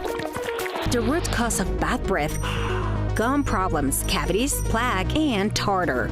That's why Colgate combined the best science and technology in Colgate Total. Unlike others, its superior formula fights bacteria and creates a powerful protective barrier for up to 24 hours to prevent them from coming back. Take control of your oral health with Colgate Total. Step into ABC Doors and Windows, where quality meets variety. Discover premium wooden, steel panel, fiberglass, and steel security doors alongside aluminum, UPVC, and steel windows designed for strength and durability. At ABC, we're always a better choice, delivering products built to last and service you can rely on. Visit our showroom at 1 Chanka Trace, El Socorro South, or call 638-7184 to make your dream home a reality. Whether you're an athlete, a business professional, or simply someone who values their health, Omega Excel can empower you to keep doing what you love. Don't let joint discomfort hold you back. Live long, stay strong with the Excel brand. Muscle Russell. Make your home shine this Diwali with big savings at Jima Home Furnishers. Get an amazing 30% off on all furniture, including sofas, dining room sets, beds, and much, much more. Celebrate the season with Jima Home Furnishers' unbeatable value and transform your home with comfort and style today. Where everything is on sale this Diwali. Visit any of our 3 locations, El Dorado, Kelly Village, or Couva, or give us a call at 235-4925, or visit our website at jimahomefurnishers.com. Gaming Express Limited is a premium importer and retailer of the highest quality brand name electronics. We stock the widest range of PlayStation, Nintendo Switch, Samsung, and Apple devices and accessories. Visit us at Shop 52, Level 2, Gulf City Mall in San Fernando, or contact us by phone or WhatsApp message at 687-7480 or 301-9797 or 798-1280. Like our Facebook and Instagram pages for updates on products and services.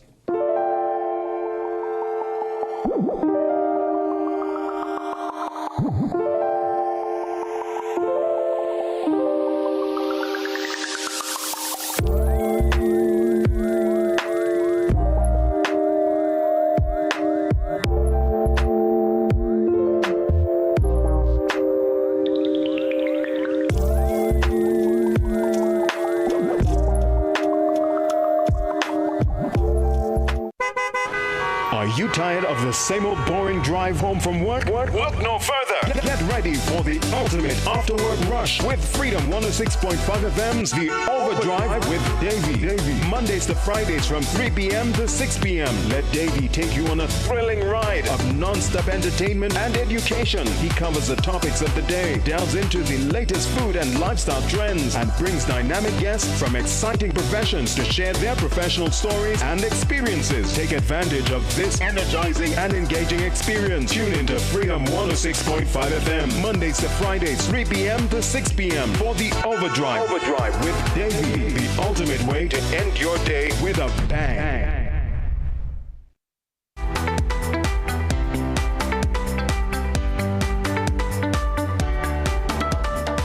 Well, it's indeed a Dyslexia Awareness Month, a very important conversation ahead. And awareness information, to me, it is of paramount importance. And we're treating with understanding dyslexia and raising the volume. With me is Suzanne Gregory, chairperson of the Dyslexia Association. Great to have you back with us, Suzanne. Great to be here. Thank you for having us. Great, and you brought great company. This is my schoolmate, my partner. Brendan Bradford, now part of the board. Brendan, great to see you and great to know that you're lending your voice and your expertise to this great association. Yeah, man, it's really nice to be here. And again, we have to really raise the volume this year. Yeah, for sure. For those hearing about dyslexia, Suzanne, just remind us again, just walk us through it in a way we can understand in terms of its impact and what are some of the factors involved. So dyslexia, when you look at a child in the classroom and you say, well, this child's a real bright boy. What's going on? How come this child can't write the words down and all of that? This child telling me all these stories, they could draw all the pictures. That child is most likely dyslexic because it's an unexpected difficulty based on what the child you think can do. So it is a neurobiological difficulty, and it affects reading, writing, and spelling, of course. Outside of the school system, could a parent even identify it? Let's say, is there a red flag you can see with the child at the home very early? Absolutely. So sometimes you'll have children have difficulty with pronouncing words or even speaking later, not always. Some people speak very early and go with it. So there's different types of things. But so like on preschool level, child might have difficulty with rhyming, sounds in words, not able to say music instead of music, so they mispronounce things because they're not hearing it properly. Not that they don't hear it, they're not able to process it properly. Brendan, I want to bring you in so we can get into the awareness part of it. What is being done via the association? I know you're a man with lots of different contacts and a great network. How are we having a bigger conversation to raise the awareness and, as you said, raise the volume? Well, the thing is in understanding dyslexia, it ranges from 1 in 5 to sometimes 1 in 10. Well, 2 in 10. It's like the same thing. But dyslexia has it's in so much different facets and areas outside of schools. As even an adult, it's something in which it affects everyone. And when we raise the awareness, it's more like sensitizing people so that they would say, could willingly admit that they have dyslexia. Like in my case, I willingly admit I have dyslexia and had dyslexia when I was back in school in Belmont with you guys. You serious, brother? Yeah. In Form 3, I got diagnosed for dyslexia. People thought that I needed glasses. It is not along the lines that we would think. It arranged on a spectrum. So persons have different levels of dyslexia. Yeah. So someone might not be able to read, another would probably be having problems in spelling or computing or doing math because they're not understanding the figures. So it ranges. Now, based on the answering your question, based on the links and provisions that we're doing, this month, raising the volume, we've gotten to speak to a lot of good people like you and making sure that persons know how to access the information so they can now help their friends, families, and loved ones. And in that regard, Suzanne, when we speak about the information, where other than the association, I know there is a school, I believe, that treats with students who are dyslexic? Well, it's in all schools. When you look at it like that, are you thinking of Ishis? Yes, I was thinking of Ishis. Yes. That's on the avenue. Correct, but yes. It's not just dyslexics that they would deal with. Children who maybe can't make it in mainstream, and they can prepare them for getting there as well. But dyslexia affects 15 to 20% of the population. Wow. So 1 in 5 in a classroom could be dyslexic, sometimes more. And then there are environmental factors that may contribute to the fact that a child may struggle with reading. So it's not just dyslexia we look at, because all sorts of factors can play into it so that the child has difficulty with reading or maybe not enough language in the home to help them. And so the association deals with this in that we train teachers. Every July we have a teacher training course in methods for teaching dyslexics. But as I say, what we teach can benefit all children in classroom. And we have trained teachers throughout Trinidad and Tobago. This year, actually, we had another course in Tobago. So sometimes we are able to get the funding to do it. And one of the things we want to do is work with the Ministry of Education to have a specially trained teacher in every school. That's a big goal, because we do have these local student support services division who are, in fact, they come to our course and we train them as well, even though they are already trained, highly educated people. But they are not enough.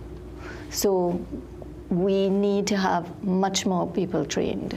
You know, training is so important, and the conversation, because I was actually going through, while you were talking, just to remind myself of my, to confirm if indeed, I remember Andrew Lewis Saylor. Yes. He would have had that conversation with me about some of his struggles and challenges. Yes. And I mean, look at him today, an Olympic sailor. You look at so many who have a lot. I have a list for you know. Yeah, I mean, amazing so people. many. Richard Branson. Yes, Richard Branson. Richard Branson. Yeah. Sir Richard Branson, yes, from Virgin. Bill Gates. Bill Gates. Walt Disney. Yes, the list continues, you know. Absolutely. Whoopi Goldberg, Tom Cruise. But let's go local. Yeah. We have plenty people in Trinidad who are dyslexic and have reached there. So I have a past student when I was teaching primary school. Her mom trained in our program, and she also went to Vivian Marchak, our former board member. And this girl is now a doctor studying pulmonary care, critical care. I mean, she is dyslexic. So we have Mila. Have you ever heard of Mila? Mila Smith, right. She's a little girl. They turned negative into positive and helped her write a book when she was little. So it doesn't put any stumbling block on your potential at all, ultimately, based on what we would have seen. You can answer that. Yes. It is a stumbling block. Absolutely. Remember, we process things a little differently. Like when you consider school, the traditional school system, you say your child had to go to spelling or have to do dictation. In my case, when I had dictation, my page was empty. When they asked you to bring up your page, I had nothing on my page because I can't keep up with all the students in the class. So yes, it is a disability, but the reality is, if understood, if managed, if treated, at the end of the day, and it takes that student and turns it into almost a superpower. Look at that, huh? And I guess that's going back to our conversation, the awareness, moving away from the stigma, making parents understand that, listen, there is help available, and there's nothing to feel away about, and to keep, you know, sometimes people might want to keep it quiet and hush-hush. Yeah. Absolutely, and I've actually met someone a couple of years back who told me that she did not want to get her child labeled, right? And the thing is, the key is early identification. So if Brendan had had an earlier intervention, it would have helped him, because it affects your self-esteem naturally. You know you're different. You know that things are going wrong. And I want to add in here, what the parent, the teachers, the support people need to do is focus on the strengths that child has. Yes, they have dyslexia. Yes, they're having trouble with whatever it is in their area that they're having trouble with. It could be math, it could be language. But if you focus on the strength, just like with Andrew, you give them something that they're succeeding in, you know? And I mean, I look at Brendan's path from secondary school to Form 6 to university to being an entrepreneur now, Brendan. So, I mean, you tell like, Brendan, I know him for years, I didn't even know this. Amazing. And it's not, remember, we have to, as adults too, we have a lot of coping mechanisms. Now with AI, and we're seeing that, again, I could write a letter and put it into ChatGPT or something and say, switch this up for me and correct it. But if I had to, I'll give you a story, just not really relevant. Years ago, I was throwing a party on the beach in Maracas, Sahara. And I had to write a check for Marshall Montano. He actually performed the night. So I'm backstage and I have to write the check. And about 12 people were around me. I can't spell his name. When people are around as an adult, even though you have it, and again, I couldn't spell his name because other people were watching me. And I was frightened to do so. I had to pull myself away. I said, I'll do it. So you have a lot of coping mechanisms that you could easily apply as an adult as well if you have dyslexia. As we wrap things up, and I want to thank you for sharing that with us, Brendan. Suzanne, how does one, or who delivers the diagnosis? And is it a cost factor? Is it costly? So you notice something a bit different. You want to confirm. Who do we go to give that confirmation, and more so the cost factor involved? Well, the association has trained teachers throughout Trinidad and Tobago. You can come to us and we can give you a teacher in your area who will not diagnose. We have trained teachers in screening for strengths and weaknesses. If you want a diagnosis, you have to go to the educational psychologists, or you have behavioral developmental pediatricians who can do things like that. The cost is heavy. So there's organizations like CKFTO where you might be able to go and get something else, but it can be quite expensive. The Student Support Services Division would be able also in the government schools to organize things for you, but I don't know that there's a cost factor there, and I don't know how much that is. How does one continue the conversation, guys, as we wrap things up? If those looking on, they want to keep in touch, get more information, how do they contact the association? All right, so maybe I can just call all the numbers. I'm making sure that I read it out. I know them. I know them. You know them, man. I'm making sure I call it out. But I do have it. It's, the phone contact is the 625-5869 or 281-READ, which is 7323. The again, email is info@thedyslexiatt.org. That's info@dyslexiatt.org. And of course, on the Instagram page, on the Facebook page, reach out to us in all these mediums. YouTube channels. If you just Google it, it'll come up. Everything will come up. Yeah.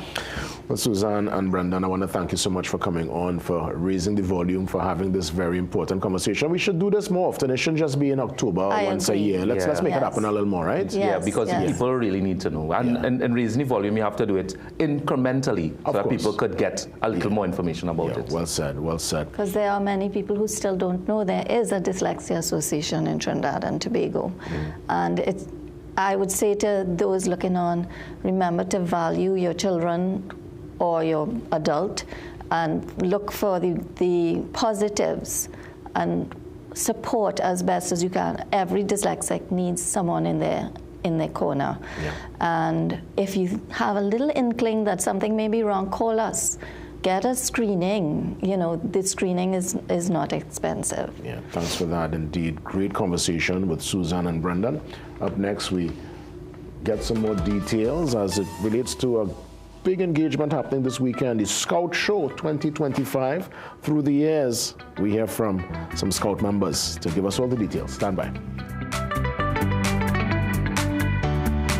Get your home ready for Christmas with La Vega's Big Plant Sale. From October 24th to November 2nd, enjoy 20% off all plants, pots, soil, fertilizers, fruit trees, palms, herbs, indoor plants, flowering plants, fragrant plants, ground cover, and more. While you shop, the family can enjoy the nature park, ATVs, and pools. Visit La Vega, San Fernando, or Grand Couva, both branches blooming with savings. Call for details. La Vega's Plant Sale. This one sale you don't want to miss. No, this is Radical Trading, you know that?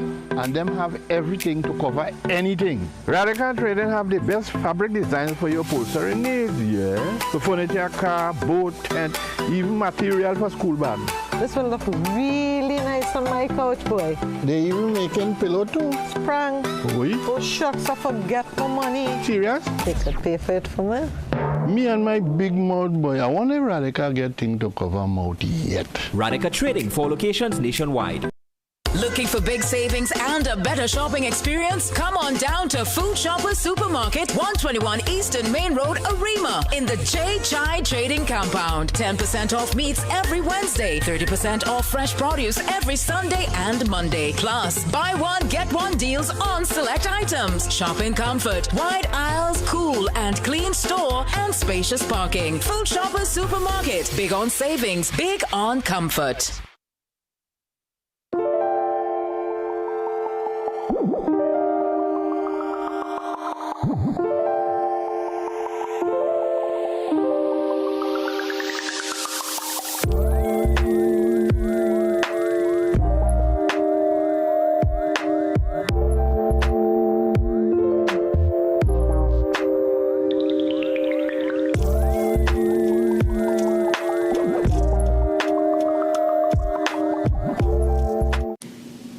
of us like to test limits, but there won't always be second chances. Obey the speed limits. Maybe you don't value your life, but others value theirs.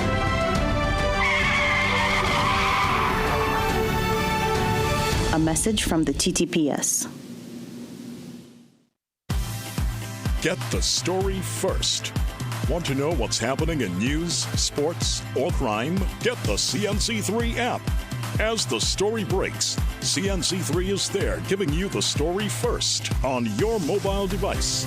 Be connected to the most trusted and reliable news source, CNC3. Access your world with just a tap. The CNC3 app. Download it today. Make sure you have yourself a great investment week by viewing The Boss Report every Monday morning at 6:15 a.m. during CNC3's The Morning Brew. You'll get sound financial advice, whether you're a new or experienced investor, when you view The Boss Report. CNC3, covering your world.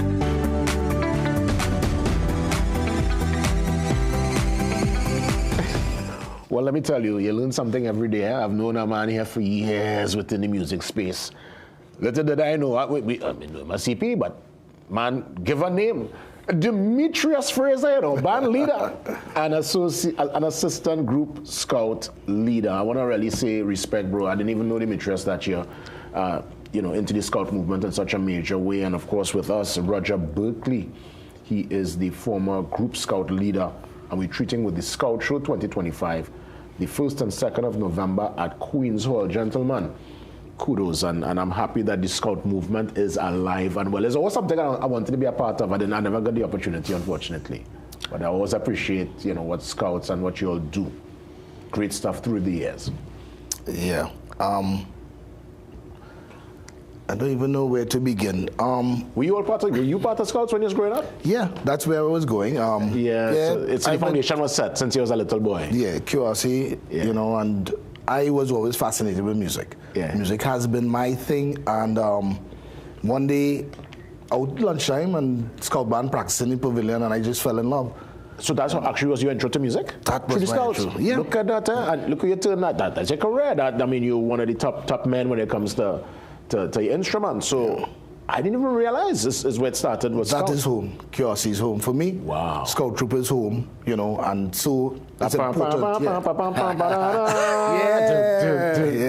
You know the online. Yeah. You know it. Yeah, Wow. So we part of that tradition, and we're having our show, the Scout Show itself, not the troop.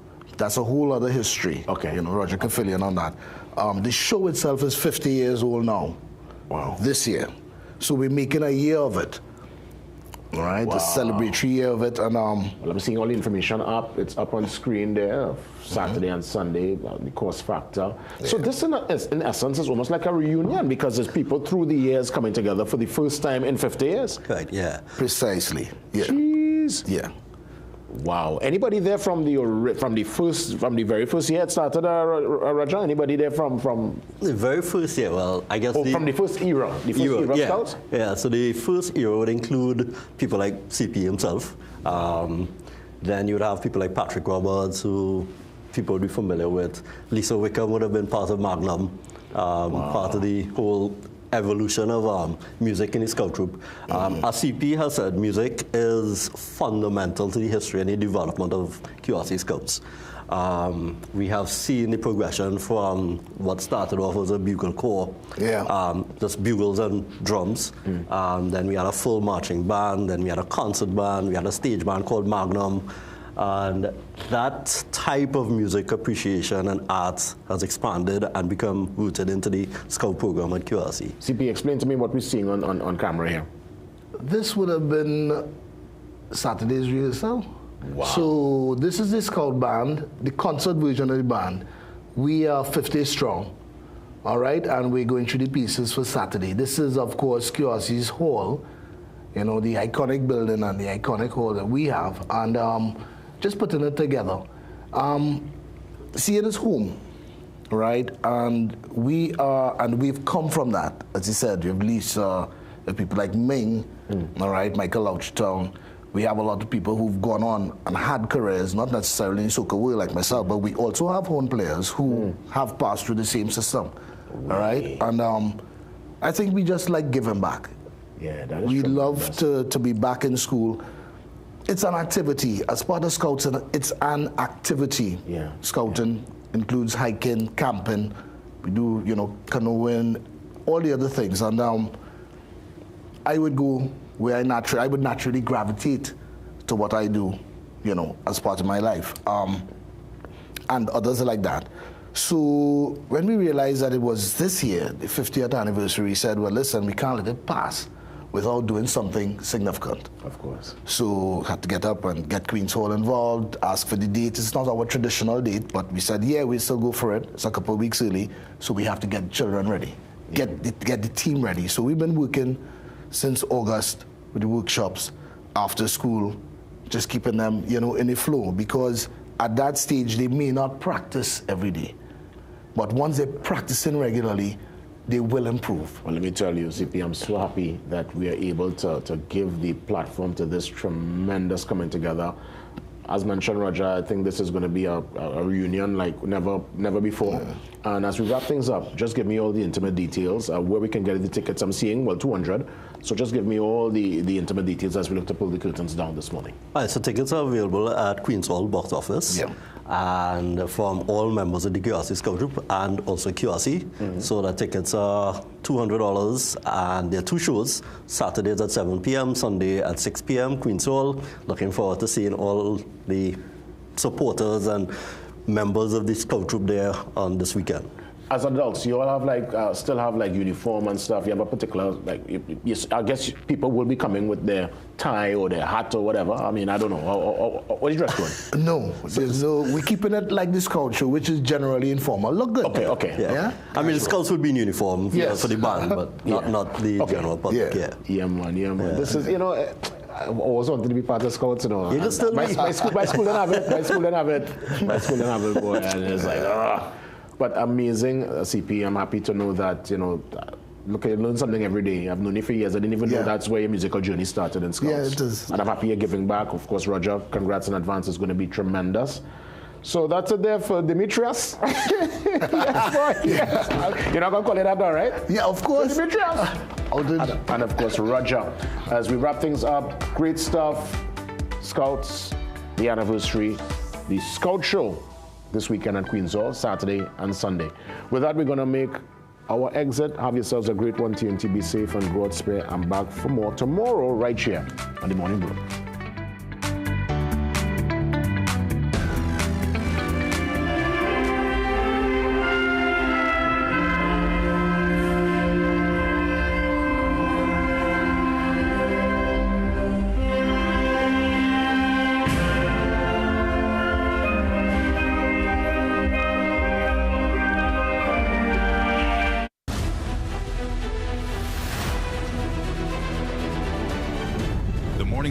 Brought to you by Omega XL. Live long, stay strong.